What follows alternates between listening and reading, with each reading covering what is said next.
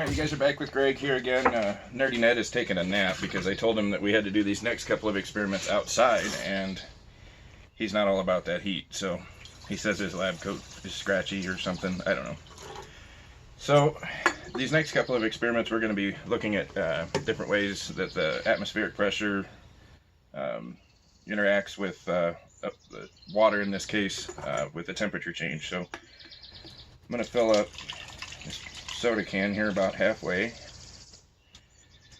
Yeah, call it about halfway. Then here I just have a regular, this is my backpacking pot, but this will work. I'm going to fill that up with a couple inches of cold water, and I'm going to take my pop can, I'm going to put it on my camp stove here. Of course, do this with parental supervision. I'm an adult. I'm not sure how they let that happen, but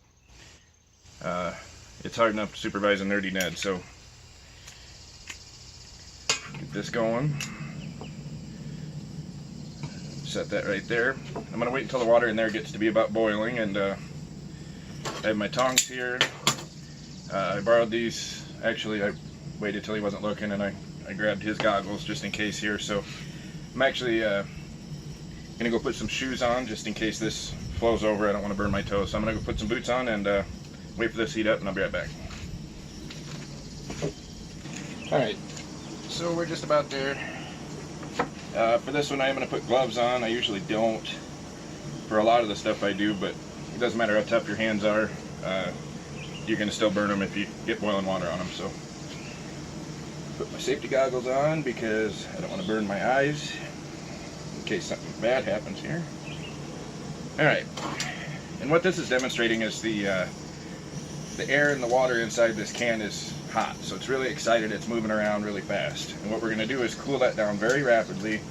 It's going to try to suck cold air into there, but we're going to turn it upside down in this water so it's not going to be able to get any air in. Instead, it's just going to collapse the warm air and try to make it take up less space. So let's give this a shot.